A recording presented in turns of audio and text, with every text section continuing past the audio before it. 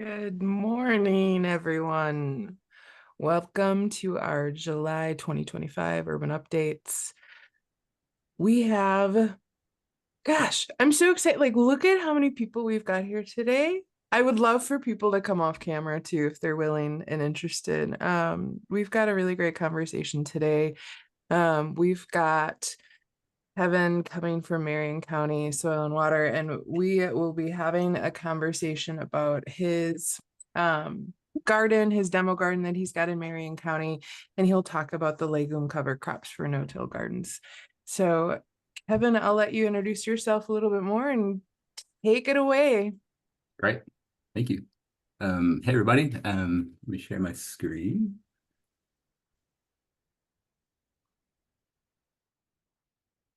All right. Cool. Yeah, my name is Kevin Allison. I hope I know you all. But with the Marion County Soil and Water Conservation District in Indianapolis. My project here in Marion County and statewide is funded by the USDA Natural Resource Conservation Service, Clean Water Indiana, and also North Central SARE. So happy to be here and thanking them for their support.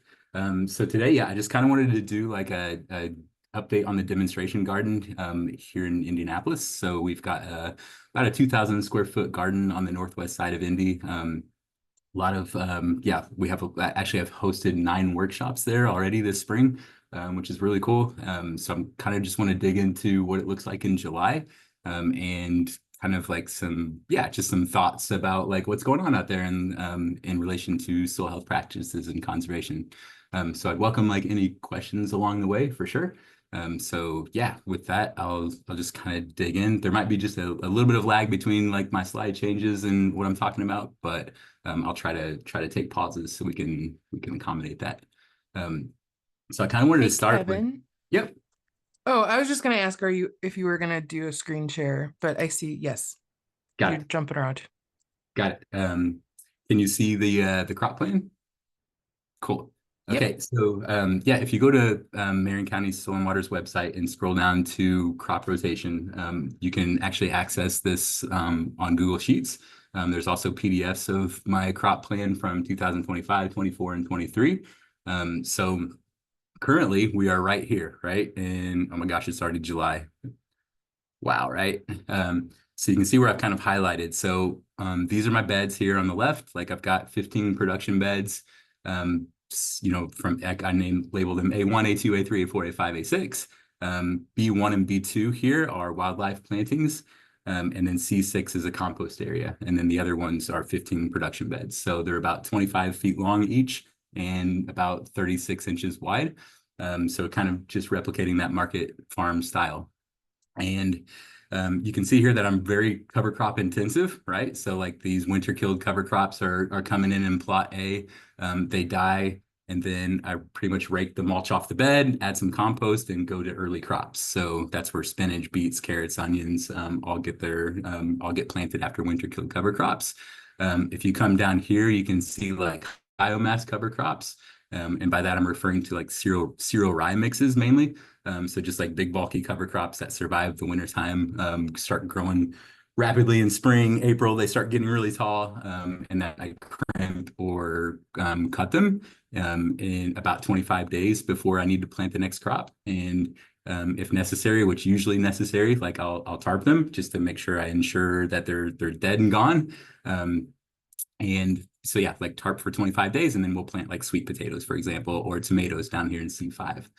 So in general, that's kind of the rotation. So, like here, let's just kind of look at this, like spinach and beets, they've been harvested, and now a separate summer cover crop's been planted. Here, carrots are still in the ground. They'll be harvested in like maybe in a couple weeks.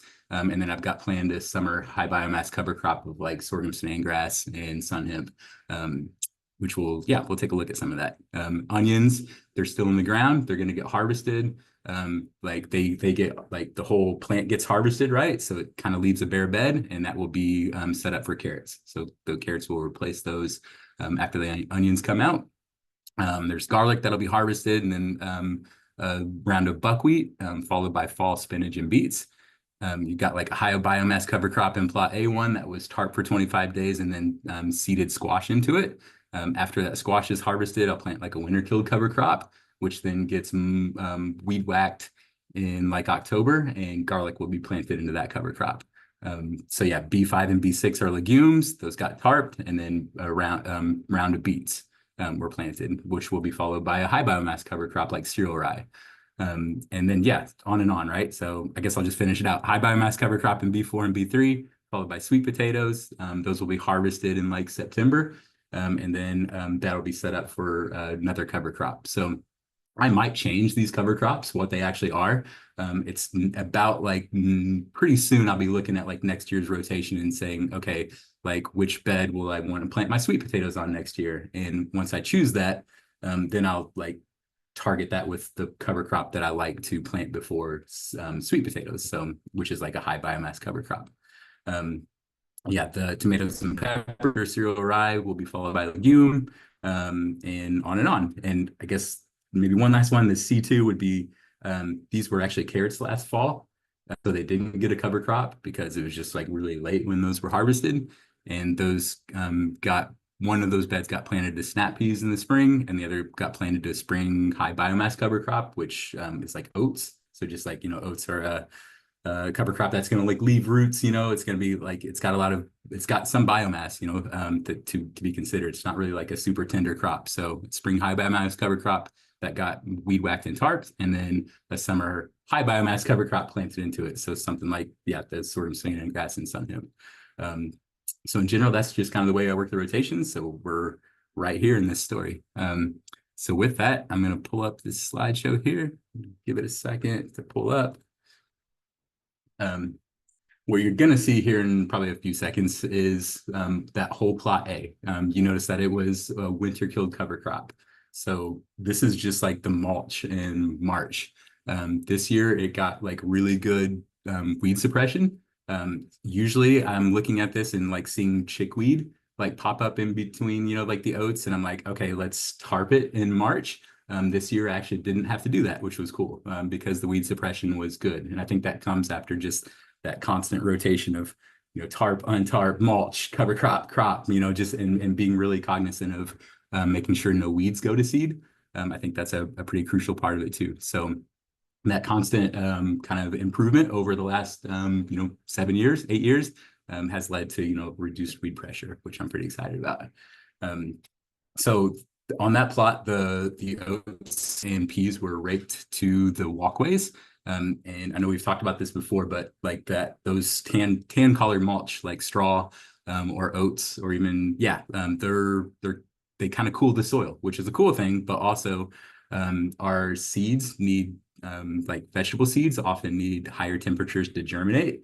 So a lot of growers and farmers will put on will rake that debris off, the cover crop debris. I love to leave cover crop residue on the surface of the soil, like on the beds, but in this case, it goes to the side, and then compost is applied on top. So I can run like an earthway seeder, or like I know some folks would use like a jang seeder or a pointed hoe, right, to get through and make a furrow to be able to plant seeds. So in general, that's the approach for those winter killed plots. And here in a few seconds, you'll see my daughter beautifully harvesting some snap peas. So this was one of those beds that was like a winter killed cover crop last year that got planted to peas this spring. So you can see like I'm just trying to like cover as much of the soil as possible. Like I've added some of that oat mulch like back into the walkway, or back like after I got the peas planted, I added some of like the straw from the oats like back into the bed. And this year I tried something kind of different. Like I planted 2 rows of oats up the side of this peas bed.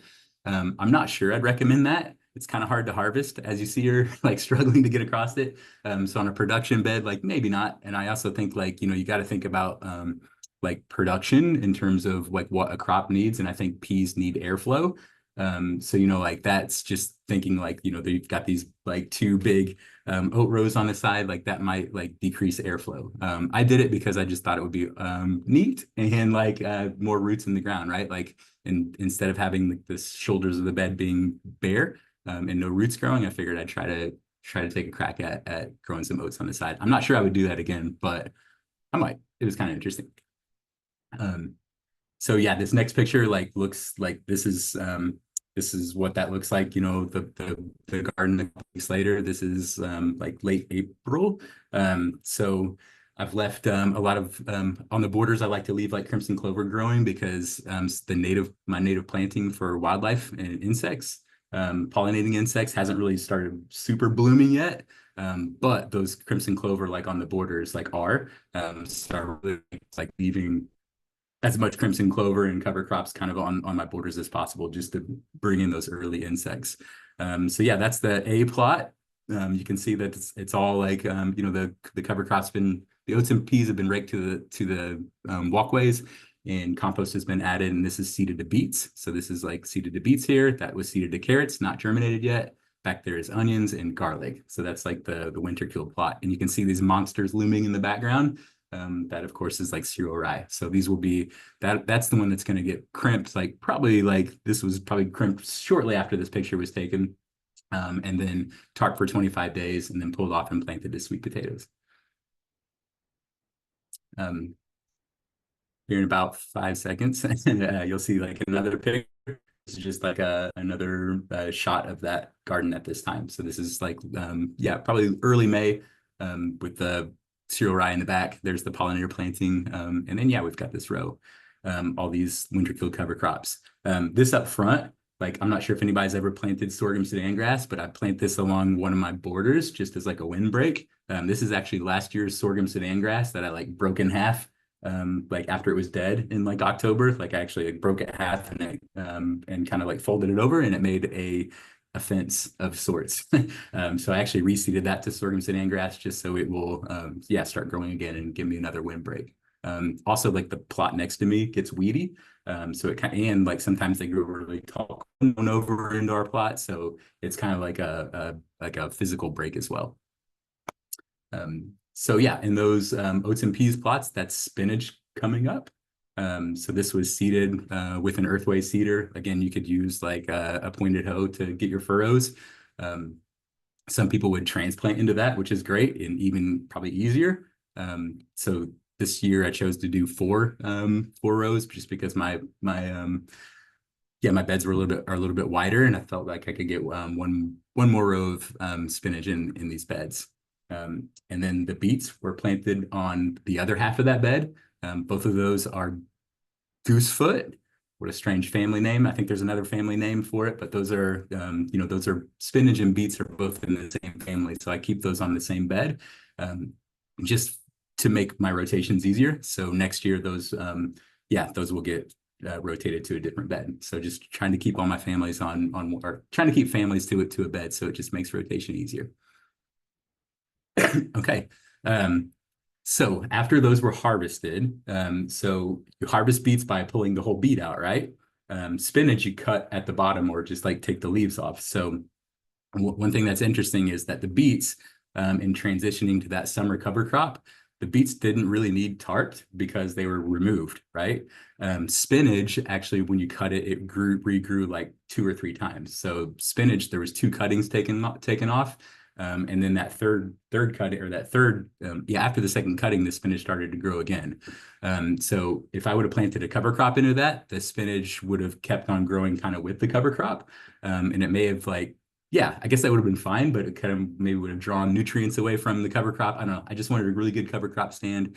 So I decided to tarp the whole bed, including the spinach, just to make sure it was dead before planting the next, before planting the cover crop. Jesse Frost's book, the Living Soil Handbook, has a really cool like chapter and information on each crop and like where, like if you weren't going to tarp, like how to cut that crop to kill it.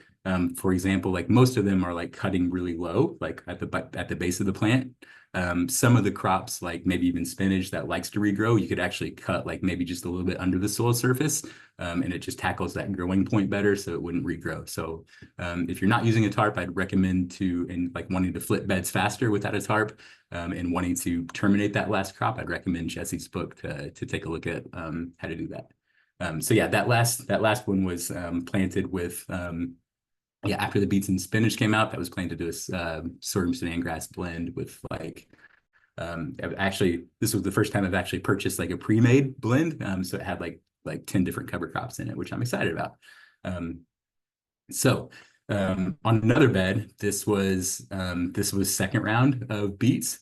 So this was actually hairy vetch, so legume cover crop that was tarped, and then compost added, and then basically the round two of beets. So this was not too long ago that beets were seeded, and you can see them up. So this is what a bed of beets looks like when it's early.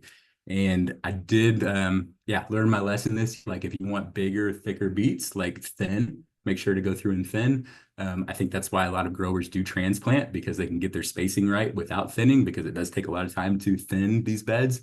But in my case, I was using a seeder that kind of did a heavier seeding of it. So I will have to go through and thin those to like 3 inches or so if I want bigger beets. Yeah, just wanted to acknowledge the working group like session. We had a statewide working group session meeting out at the garden a couple weeks ago, which was really fun. So if anybody's on this call that was there, just want to thank you for coming and participating. Everybody was really engaged, and those beets that you just saw on the last slide, you planted, which is really cool.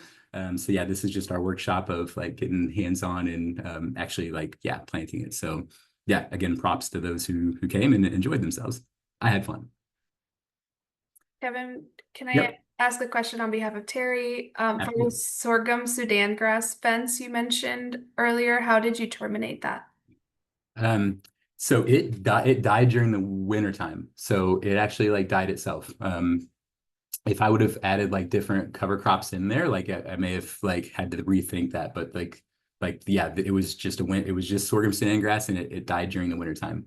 Um, I will say that, if you plant it like in June, like it might go to seed. I think some companies might sell like sterile sorghum sudan grass, which means they wouldn't like produce a viable seed, which I think is interesting. But in like my case, yeah, I didn't want that sorghum sudan grass. I don't think I had sterile sorghum sudan grass. So I did like run a weed whacker just like over the top of it before it went to seed. So just to try kind of trim it down a little bit, and so that it wouldn't like produce its grain, because I didn't want that sorghum sudan grass grain blowing all over the garden. But I did that, and then it probably regrew just a little bit and died during the wintertime. Um, yeah, you could like crimp it and tarp it too, or weed whack it down and tarp it as well. Um, so yeah, after those beets were seeded, we'll get into a little bit about fertilization here, or fertility, or yeah, applying fertilizer in more so in a bit. But um, we did like broadcast the correct amount of fertilizer on top of the bed. And I thought like after seeing one of, again, Jesse Frost's videos, and also like looking ahead to the Purdue Small Farm Field Day on July 24th, I believe Ashley Adair, the organic specialist, is going to be doing like a demonstration on using the earthway seeder, or a seeder to actually like, yeah, fertilize a bed. So like actually like, do a strip of fertilizer next to the crop. So I'm really interested in to hear what she says, and just like, yeah, how to do this in the best, for best practices. This was an afterthought for me. So the beets were already seeded. I don't think I would do this again, because I ran the seeder full of full of this was blood meal, like a couple inches or 3 inches away from the crop row. But if I would have like swerved a little bit, I would have taken out some crops, and it was kind of spitting up mulch on top of like the crop. So I think I would like maybe do this at the same time I'm seeding the crop, like maybe not in the same hopper. I also have questions about that, right? Like, can you put the fertilizer in with the seed? Like, I don't think so. Maybe it depends on the fertilizer, but again, like I think we should look towards Ashley and coming up with the small farm field day to kind of like tease those questions out. But in this case, yeah, I set it to the side a few inches. So kind of like they do on corn, right? It's like 2 inches to the side and 2 inches like, depth to try to like get good fertilizer placement. So I think there's a lot we can learn and do with this. But the idea would be that sometimes these organic amendments kind of just sit on the surface in a no-till situation. And they're not like, they'll eventually get down in there. A lot of it will eventually get into the soil. Biology will take it down, etc. But like, I think this would be a quicker way to get the fertilizer in the soil and be ready for the crop. So yeah, just like, which earthway plate to use, which, like timing, the amount of fertilizer, like, are the plate size matching up with like what our Purdue and like nutrient calculators are like recommending in terms of like amount. So yeah, more to come on that, I think. And yeah, so like this next picture is like the garlic being like broadcast fertilized in spring. So this is like feather meal just going out on top of the bed, just to, yeah, like the make sure it's got the appropriate fertility. And I use them, yeah, look at this in a little bit, but I use the Midwest Vegetable Guide for recommendations on that. And that and the Michigan Guide kind of feed the Indiana nutrient calculator. So I was able to like get precisely how much of a top dress feather meal I needed for this bed at the right time. So this was spread out over the garlic. Yeah, like this picture is onions getting side dressed. So if you look at that Midwest Vegetable Guide, it says, apply, should read this so I don't get it wrong. But it's like apply, got like the Midwest Vegetable Guide handout here. Fertility. Yeah, so for like onions, it's like 70 pounds of nitrogen per acre at plant, and then it's like 90 pounds an acre in mid-June, for example. So this is that 90 pounds an acre that I'm trying to give this crop. So I put this on in early June, but then I went out like 20 days later and it's still sitting on the surface, right? So it's like, okay, is that actually fertilizing the crop when it needs it? So I'm just trying to like think through that. And I'm again like looking forward to the small farm field day to kind of like think through this.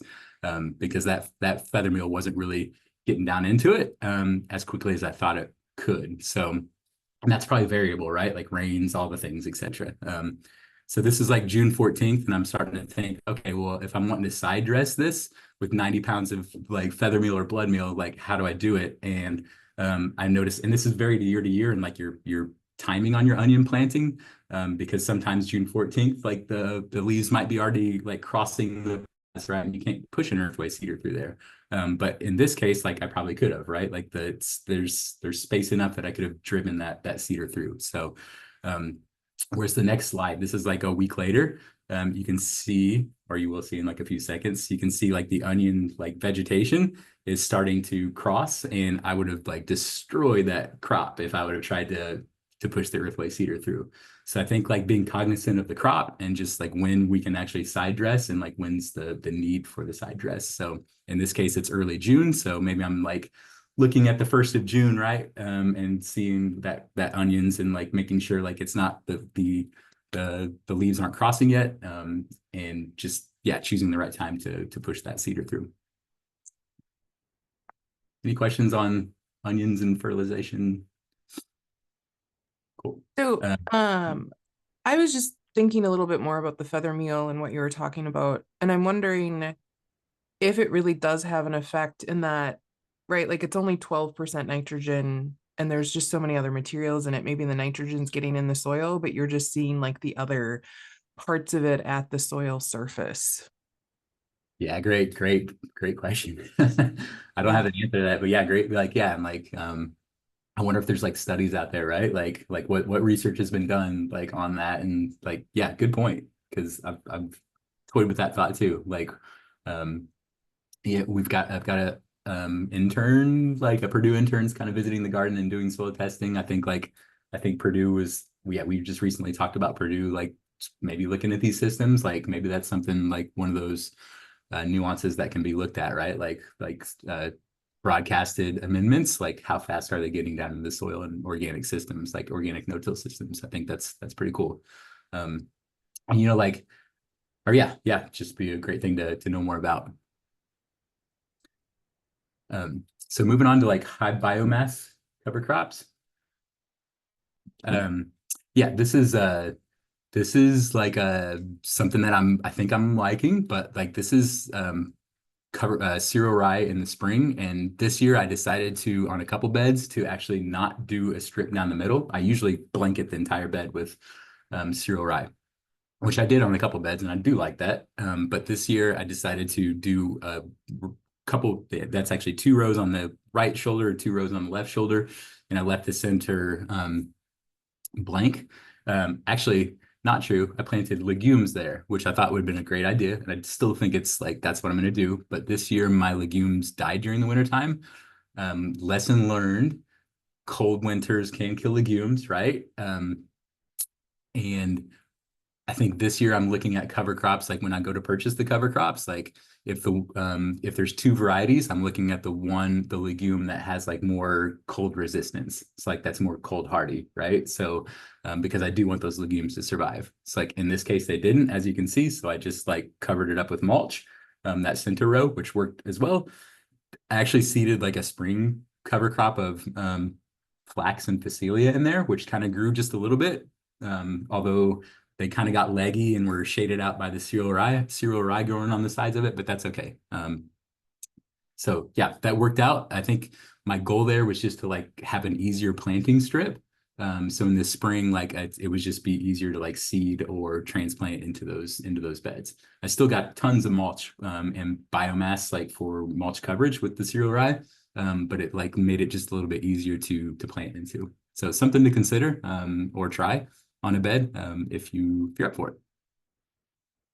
So I'm gonna kind of breeze through this slide. That's just crimped and tarped, right? I think I've shown plenty of pictures of tarping, right? So those high biomass ones are getting tarped like 25 days before they're getting planted to the next crop. The picture here is on May 14th. So that was 25 days after tarping. When I tarp earlier like that, like this, so this is, May 14th, back that up 25 days. That's like April 20th.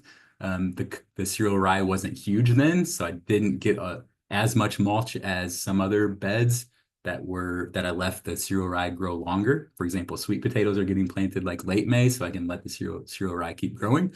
So I did add mulch to this just to make sure, like compost or leaf compost, shredded leaves, just to make sure I've got soil coverage the rest of the year. So yeah, that was cereal rye and legumes that were crimped.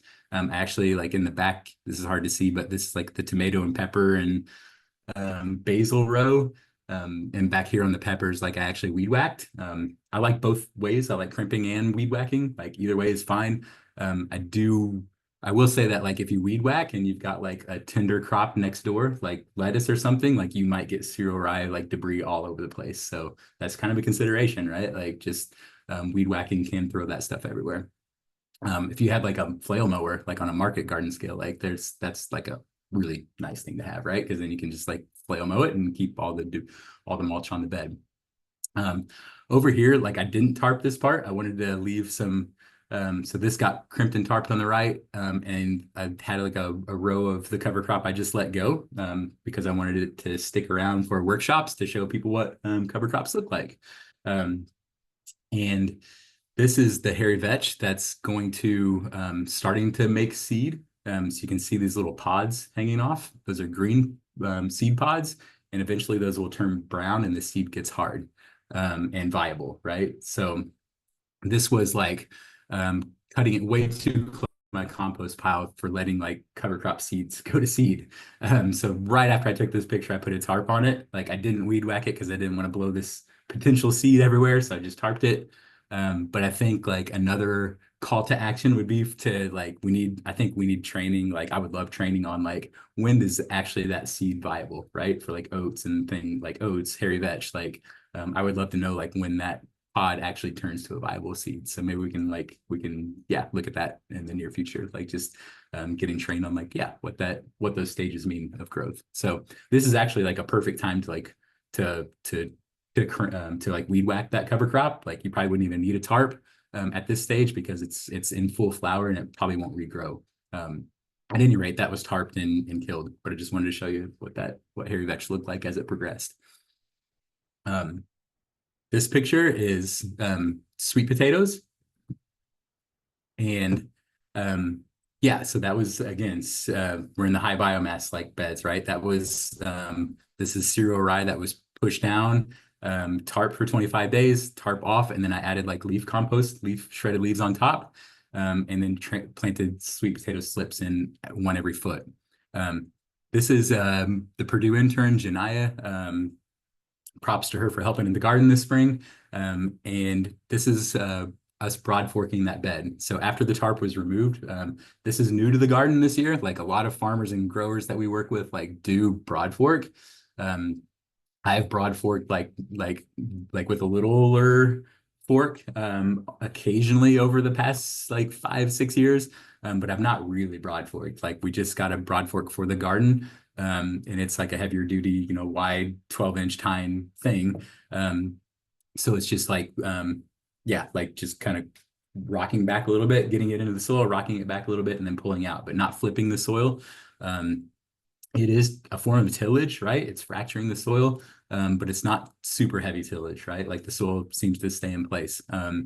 And it made planting so much easier. Like that our soil knife slipped right into the bed instead of like working through hard soil. So this was pretty clutch in getting these like sweet potatoes planted like fast.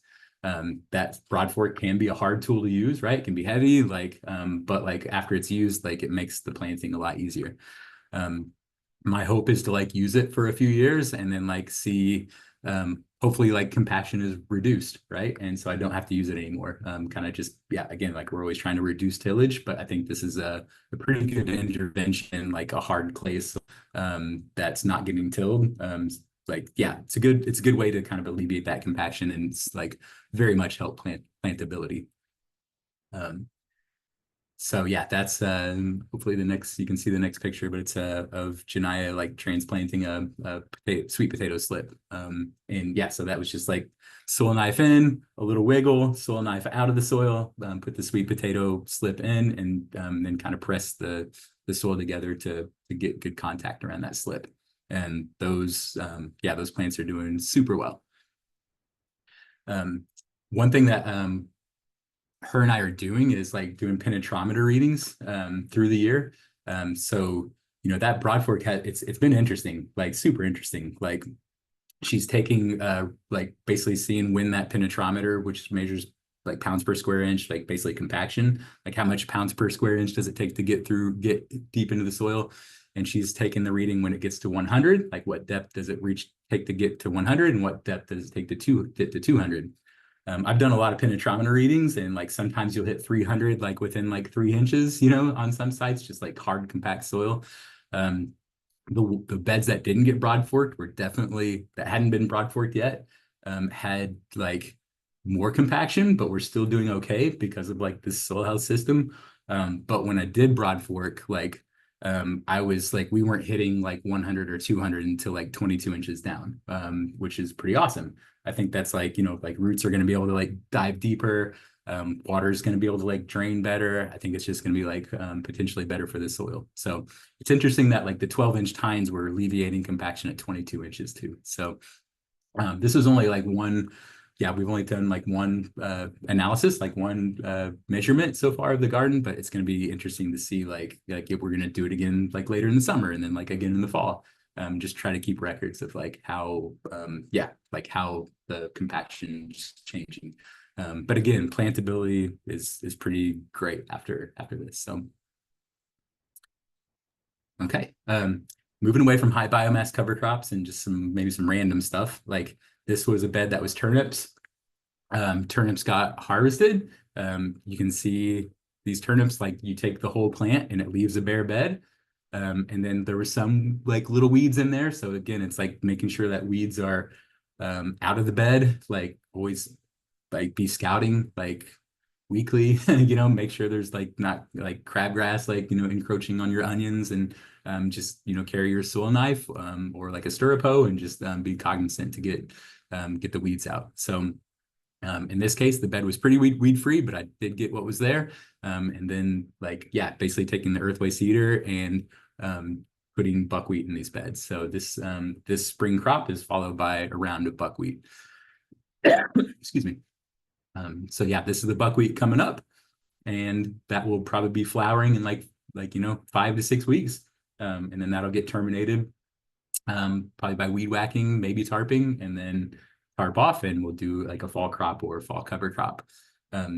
So I see a weed right there. That's all I see. Like you might be seeing like buckwheat and sweet alyssum and stuff. I see a weed. I think my eyes are just like trained to look at look for weeds. So that's crabgrass. Like if I haven't pulled that yet, I'll be pulling that later, right? So I need to go out there and get that just to keep the system in check.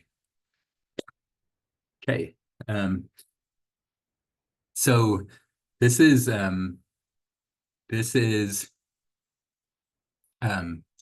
C2 and this is the bed that was carrots last fall.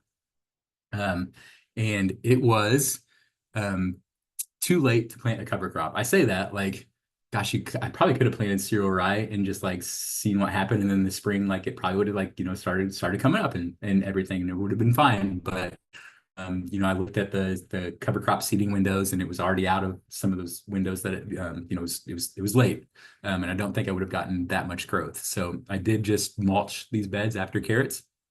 I think it was leaf mulch, like composted leaves, shredded leaves, and those that covered the bed for the winter time. And in the spring, this bed actually got a spring cover crop of oats, field peas, phacelia, and flax. I've usually used like oats and field peas traditionally, but I wanted to add a couple new ones, right? Just for diversity. And I'm glad I did, because that phacelia and flax were pollinating, before I had to cut this down. And yeah, just really cool to get more diversity into that bed. But I did kill it, unfortunately. So this is actually the bed that was what it looked like after it was weed whacked and tarped for probably a week. Actually, no, check that. Probably like 20 days. I thought oats would die quicker than they did underneath the tarp, like spring oats. If you plant them in the fall, they're going to die in the wintertime, but like these spring oats like did take some time to kill. So it was under tarp for a couple weeks, and then tarp off, and I did broad fork that bed. And then I had a bed that was full of debris, right? I had like oat mulch on it and phacelia mulch, and while I would have loved to have been able to like drive the earthway seeder through and get some depth on my planting in order for that seed to germinate well, I couldn't do that, because you can't really drive those seeders through mulch, through like straw mulch. It just pins in the seeder, and it just doesn't work. So I resorted to broadcasting. So I broadcasted the high biomass cover crop, which you can see on the right. And then I added like a little compost on top of it. And I actually I don't love to step on my beds, but this time I did. I kind of like stepped on the bed just to press the seed into the soil a little bit. And then I added water. So I did in spots, like a lot of spots, like get really good. There's my toe. I got a lot of like germination. And then, there was a couple spots that were like a little less bare, or a little less flush, to which I just sprinkled some more cover crops on, and did the same thing, added a little compost. So on my small scale, I can kind of patch, right? I can if there's a bare spot, I could have just added a little mulch. But in general, it did pretty good. I think that water I think we got some timely rains after this. I think that was critical. If it would have been dry and just the seeds on the surface with a really dry compost sitting on top of it, I don't think germination would have been as good as it was. So I'm happy that it did germinate pretty well. So yeah, that was kind of that was the approach, right? Broadcast, compost, H2O.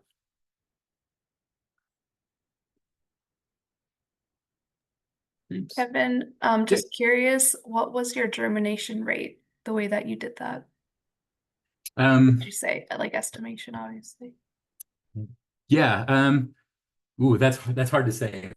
We did measure it out, right? I think this was during the working group session, and we actually did this the cover crop calculator, right? And we got 4.7 ounces of seed that we needed to put down, and we measured it out. So it wasn't a super duper high seeding rate. And this is pretty thick, it looks. So I think pretty good. It's hard for me to say what exactly germination rate was, but and there's a lot of species in there that I've never planted. There's 10 different species in that mix, and I'm not great at identifying them. If it's not cereal rye, hairy vetch, oats, crimson clover, like I might have to like really like do some looking, right? And say like, is that flax or phacelia coming up, or or are those like cowpeas? I'm not as familiar with some of those cover crops like when they're young. So some species may have not like done as well. Like and then some species like sunflowers, for example, like where they might need some like it's a bigger seed that needs depth. I think there's some sunflowers in that mix. Like I'm wondering how well those did in germination as opposed to like a smaller seed, since it was just like broadcast out on the soil surface. That's a good question. My gut is that like there's less germination of the bigger seeds and more germination of the smaller seeds that are more apt to be able to germinate on the being broadcast. Good question though. My slide's not taken. That might be okay. Yeah, that's actually it for that one. I think yeah, I think I was going to go to a legume cover crop. I'm gonna like maybe do a quick one on this. I think I don't have much time. Unless you want me to, we can save legumes for another day. We can go to urban updates. I took longer on the demonstration garden updates than I thought I would. But that's okay because there's a lot to think about there. Yeah, I would love for you to dive in a little bit into the legumes if you can just give us Yeah, even just 10 minutes ahead cool. to do our update. I think that's sufficient. Cool. All right, yeah. So basically this is kind of like going to go through like growth and like and then like termination and planting. So forgive the lag again, but like this is like oats and crimson clover. Can you give me a thumbs up if you see that? Sweet. Oats and crimson clover planted. It's growing. That's oats and hairy vetch. There might be a little lag, but yeah, the crimson clover, like the hairy vetch has got like leaves like this. So I choose one or the other or both, like it's fine. This is like I think oats are a great companion to legumes. But like this is where like the seeding calculator and being cognizant of like how much oats to put down is important because this is oats at a very thick rate. And there's actually like my goal here, this was like 8 years ago, but my goal here was to have crimson clover come up in the spring. Like that's not going to happen with all these oats. Like those oats are going to like just completely outcompete that legume. Yeah, I was making those mistakes 8 years ago, and I did it again last year. So this time, I just took a weed whacker and just weed whacked the top off of the oats and let the crimson clover come up. So if you do get in a bind and you plant too many oats and you want those crimson clover to come up, like you can weed whack it. But if you want a really good stand, just like yeah, pay attention to the seeding calculator. Do a low rate of oats and a high rate of the legume. So low rate of oats, high rate of legume, just as to not let those oats like block out the outcompete the legumes. This is hairy vetch coming up in the spring. You can see like I'm not, I do add like these legumes to this high biomass cover crop as well often. I often do that. But if I'm just concentrating on like the legumes for to be able to kill faster and to not have a bulky grass in there, I'm just like using the legumes with oats. So the oats die, legumes are coming up. If you let them go to flower, like it'll be like April and maybe early May for crimson clover. Again, like great pollinating species and really beautiful. And then the hairy vetch like usually starts blooming in later May and early June. Again, like variety of the cover crop the variety of the legume and the like soil conditions, probably temperature, all those things can probably have an effect on like bloom time. But in general, that's crimson clover goes in April, late April, and hairy vetch in like later May. So yeah, just really pretty cover crops. There's bees all over the place. And then a weed whack it down. Which is sad, right? You got to be really good at killing plants, unfortunately, in this game. So this is the hairy vetch getting cut down with a weed whacker, and then I tarp it. Actually, this year I left some of the plot like not weed whacked and just tarped it just to see if it would kill it, and it did. So if somebody doesn't have a weed whacker but they do have a tarp, like that might be an option. But the weed whacker did like chop it into pieces and probably accelerated the death of that cover crop. I do like using a plastic head on the weed whacker. It just feels like it chews through stuff better and faster, and it doesn't wrap as much. So I'm really happy with that. Like equipment modification, we'll call it. It's just like, yeah, just and that like plastic blade can actually chew through like sorghum Sudan grass or cereal rye a lot better than it can than a string trimmer can. So if somebody's like at scale or like really wants to do a lot of cover cropping, like and killing cover crops with weed whackers, like I'd recommend a plastic head. This was, I think Ellie and I killed this cover crop probably 8 years ago too, like at our old garden, but she actually lifted the hairy vetch up, and I took a sickle and cut these roots. So like this is really what we're trying to like not like really trying to separate from the plant is these roots right here, right? Or the stems, not the roots, but the stems. So like that's just like chopping the stems to kill that, to make sure like that the nutrient flow doesn't continue onto the plant to kill it. A lot of times, like I'm using this cover crop strategy for like kale, which needs to be planted in mid-April, or like, well, not needs to be, but like I plant it in like mid to late April. So a lot of times the crimson clover looks like this and not full bloom just yet. So when I weed whack it, there's a potential to regrow. I did do some experiments this year where I weed whacked that bed 3 times. So like weed whacked it, it regrew, weed whacked it, regrew, weed whacked it. Sometimes like it would die after like the second weed whacking. Sometimes it would die after the third weed whacking. So yeah, that's an interesting thing that you can actually weed whack these things to death if you do it multiple times. But it is helpful to be able to like mulch up or tarp in order to really effectively take care of it and take care of the cover crop and the weeds. So that's hairy vetch over a couple beds in the spring. And that's hairy vetch that's been weed whacked. The lag's not too bad. And then you'll eventually see like me holding like some vegetation. That's just the chopped up hairy vetch in my hand. And then I'll pause on this slide to let it catch up. But yeah, on the left side, you'll see like hairy vetch. And then on the right side, you'll see like a mulched kale bed. So that was just weed whacked, put a layer of newspaper on it, and then some straw, just like suppress it because it could regrow. And I actually left that for like 10 days before opening up the transplant holes in order to make sure that legume was dead. Because if I would have opened up the transplant holes early, like it's a possibility that they would have came out, like the hairy vetch would have crawled out. Actually, this was probably a picture from last year. This year, I didn't wait 10 days and I just did it like immediately and it worked. I think best practice would be to wait a little bit to make sure it's dead. But like I also like found that this year, like I didn't wait and it worked. So cool. Just plant right away. And that would allow me to let that legume even grow even more. Because 10 days more of legume growth is 10 days more of nitrogen production that can feed this crop.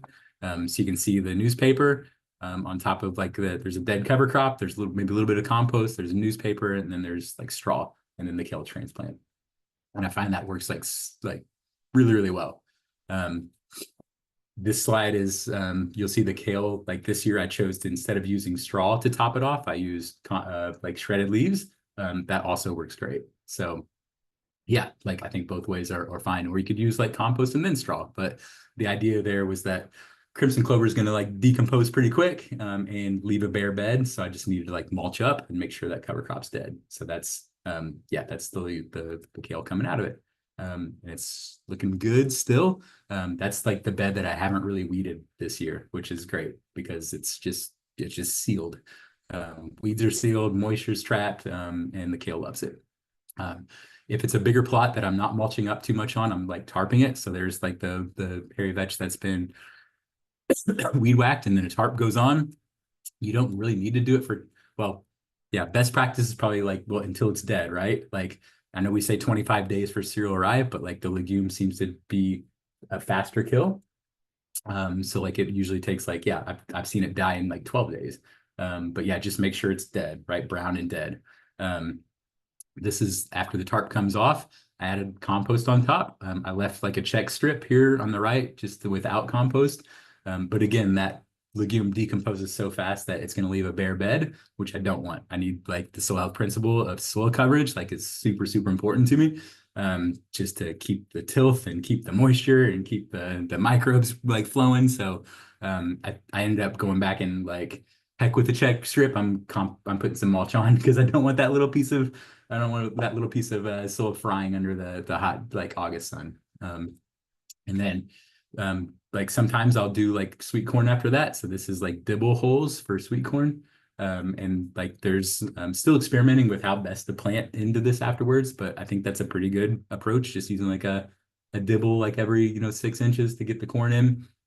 If you're wanting to run like an earthway seeder through there, you would really need to rake the you might need to like leave the tarp on a little bit longer. Make sure you weed whack it or flail mow it really well, so the debris is kind of more chopped up, so it's easier to rake out of the planting rows, because even the hairy vetch debris can kind of get in the way of that earthway seeder and like kind of like hold it up. So getting a planting row is pretty important, I think. Yeah, maybe not super. Yeah, it's pretty important if you're using like a seeder, right? But if you're dibbling in or like hand planting or transplanting, it's not so bad. So this is like the compost on top with the corn planted to it and coming up. This year, my second round of beets was planted into this. So that's what we did at the working group meeting. We planted beets into this instead of corn, which is great. This is corn coming up with hairy vetch like residue on the bottom, covering the surface, and that's the corn coming up, and dark green full of nitrogen. I think you'll see a picture of a nitrogen fixing bacteria node, and that's what drives this whole nitrogen approach with the legume. Make sure to inoculate your seed if you don't have pre-inoculated seed. So you can buy pre-inoculated legume seed, or get legume seed and then inoculate it with appropriate inoculant. So like when you're looking for inoculants on the seed dealer's website, et cetera, like it'll say like this inoculant's for vetches and peas, and this one's for true clovers. So if you're planting hairy vetch, you'll want the one that's for that species. And if you're planting crimson clover, you'll want the clovers. And that's just like, putting a little bit of the inoculant on the seed or in the hopper of that earthway seeder, or just mixing it up with the seed before you broadcast it, and then hopefully that will get those bacteria into the system, so that plant can make the appropriate symbiotic relationship with the nitrogen fixing bacteria, which then produces nitrogen. I'll do like one more minute here. So this is a cool graph. It's also this is available in the Indiana nutrient calculator too, but it's you can cut like the legume and send it off to the lab, which is probably like a best practice. I think there's like also like some new calculators maybe coming out that like look at like how much nitrogen you'll get from a cover crop. But in general, I think this is a pretty good graph that gives the concept. So if it's a pure stand of legumes, it's going to be like more nitrogen. You're looking at like 80 pounds an acre. And you can see as it goes bigger and towards flower, it's producing more nitrogen. So if I were to kill the cover crop on like a pure legume cover crop on like in beginning of April, I might only be getting 20 pounds an acre.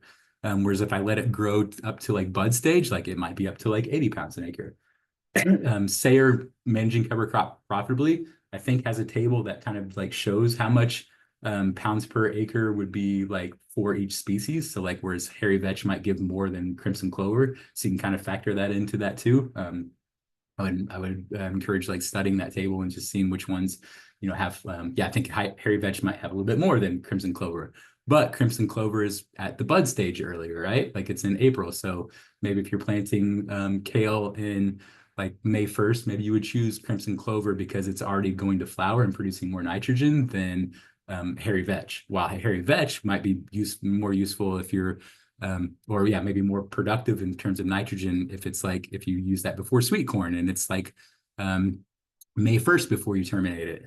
So it's like up here, it's getting closer to the bud stage and producing more nitrogen. So it's kind of playing that game. And if you added like cereal rye into it, like if like a 25% legume, then you like might not expect as much, right? Because it's the cereal rye has a heavy carbon, and the balance there is pulling the nitrogen away. Like so there less nitrogen in as for the whole, right? So a very legume dominated mix will produce more nitrogen, and if you use like cereal rye, for example, in that mix, like you wouldn't expect as much nitrogen contribution. And then the last slide here is just like where that nitrogen is, which I think is interesting. Revisit this PowerPoint or this and this is like there's a link to this legume PowerPoint on our website under cover crops. So if you go to marioncountyswc.org and scroll down to under soil health and scroll down to cover crops, you can find the legume cover crop Google Slides, and so you can check this out. And like it basically, in short, it's basically saying to me that a lot of that hairy vetch like nitrogen is in the above ground biomass, which is interesting. I always thought, gosh, it's probably in the roots, right? But there is a lot in the above ground biomass because that plant is using the symbiotic relationship with the microbes, pulling all that nitrogen up into its body, and then when we kill it, like a lot is in the body, right? So that's where I like don't love raking the hairy vetch too far away from the planting row, right? I'd like to keep it on the soil, like the planting bed, because I want that nitrogen to like leak down into the soil or get like chewed up by microbes and get into the soil rather than like my walkways. So I just think that's kind of a really interesting graph in terms of thinking through management. So I think I will pause there, stop there, and let's go on with urban updates. But if there's any questions, I'm happy to talk through those. Great. Thank you, Kevin. Appreciate it. Thank you.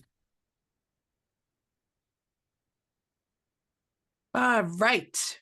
Next, we'll go into our regional updates, and we're going to start off with Ellie. Hey there. We're already well into 2025, but we finally got our 2024 annual report done and it is up on our website. I'll pop the link in the chat soon, but just really wanted to encourage you all to take a look and reflect on where we've come from over the past year and really encourage you to keep the work going locally, and take a peek over at our new website too for our impact page.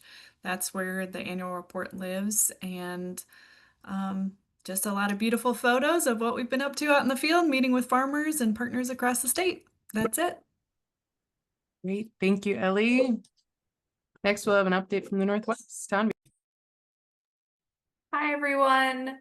I got to partner up with the Tippecanoe County SWCD and Purdue Extension, and we hosted a beneficial insect habitat on small farms at a local farmer who has a high tunnel. So he had installed an insectary, which is the new word for a pollinator strip, full of native pollinator plants right outside of the high tunnel. And we got to see some monarch caterpillars munching on the leaves of the milkweed. The middle top picture is Mike Smith, who kind of covered more about the soil health aspect and what the SWCD can offer to people. And everyone got to munch on a few little goodies around the area on the farm. And we also got to hear from Laura Ingwell about what insects to look for that are beneficial, what are harmful insects, and how a pollinator strip can be installed by Robert Susland, who is the habitat specialist for the SWCD. And we had so much fun with a diversity of people who showed up with different levels of experience and interest. And we saw so many pollinators, and having Laura Ingwell from Purdue Extension, it was so valuable because she was able to identify all these little types of insects that we wouldn't have noticed otherwise. So great day, lots of fun and lots of education shared. Awesome. Thank you, Tanvi. From the Northeast. So I had an opportunity to go to Savannah Institute and their demonstration farm in Wisconsin. I had a personal trip planned out to visit a friend in Southeast Wisconsin, and it just so happens that Savannah Institute was having a field day at the same time I was there, so we had to go. And I had a lot of fun. This specific demonstration farm is looking at silvopasture and alley cropping. And you can see in the picture in the bottom center, I mean, there were so many people there. It was so cool to see so many people getting excited about tree crop production. And on this farm. It's over 330 acres.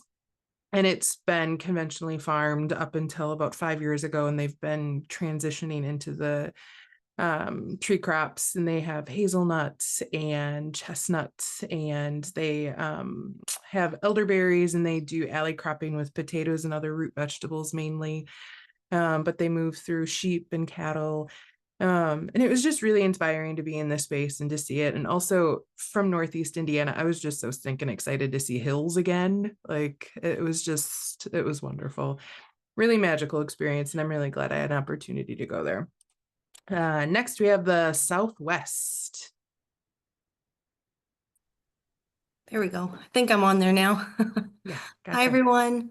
In the Southwest, really, it was a statewide event, but I planned the working group summit that we held here in June. It was a small group of people, but it was a mighty group of people. There were lots of conversations, lots of ideas and networking, planning ahead as well. So it was really worth it for us to get together, I think, and for the groups to get together and make those connections, as well as learning from Kevin. Big thank you to Kevin for the afternoon part, senior garden. Something that was also fun to hear was as we were at the garden, many people said, I've never been here before. I've never seen these practices in place. And so fantastic for them to have that opportunity. It was a really fun day. Lots of exciting stuff happening, I think. We're talking about planning another working group summit, maybe early August. It will be upon us before we know it. So look for that. I think we'll kind of try to do the same thing, maybe add some more to it about planning for the future for the working groups and what's next for that. So it was a really great day. Thanks. And that's all I've got for the Southwest. Thank you, Casey. Next, we have Southeast. Megan. I wanted to focus in on the work of a working group as well. The Crawford and Orange County Soils Group worked really hard to put together a pollinator picnic. And while I wasn't able to attend, unfortunately, and I stole all their pictures from Facebook.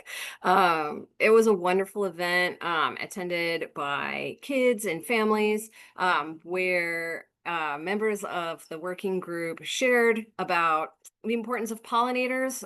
As you can see in the middle there, we have some beekeepers who brought in their demonstration hive to show the kids all that hard work that the bees are doing, and talking really specifically about varieties for both honeybees and native bees, and the importance of having insects on our farms and our yards so that we've got great pollination and are improving our soil health by planting perennial species, across the US, essentially. We don't have to have farms to have healthy soils. So I just want to shout out the Crawford and Orange County Soils Group who worked really, really hard. And so thanks, guys. Great. Thank you, Megan. Next, I just wanted to give you guys, we've got a full events calendar coming up for this summer. It's our busy season. So check out our events. These are some of the ones that we've got going on for the next 2 months. But also all of this information is in our newsletter and on our events page on our website, which Ellie has popped in the chat for you. So take a look. And also highlighting the July 13th is the Living Farm series at Lee's Edible Acres. So kicking that off. Megan, Tanvi, and the rest of the team have been working really hard on getting this started it up and running. So I look forward to seeing you folks out there. We also have the save the date for Get the Dirt, September 4th, Thursday, September 4th. It'll be in Madison County. And we'll have an on-farm tour and social in the afternoon at Full Hand Farm. Would love to see all you folks at this event too. It's going to be a lot of fun. And I wanted to give an opportunity. I know we're a little over time, but if there's any folks that are attending that have events coming up that you want to highlight, welcome you folks to pop it in the chat, or anybody want to be brave and come on camera and unmute and share any other partner events you'd like for us to highlight for you?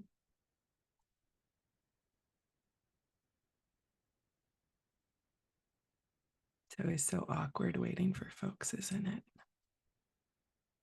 All right.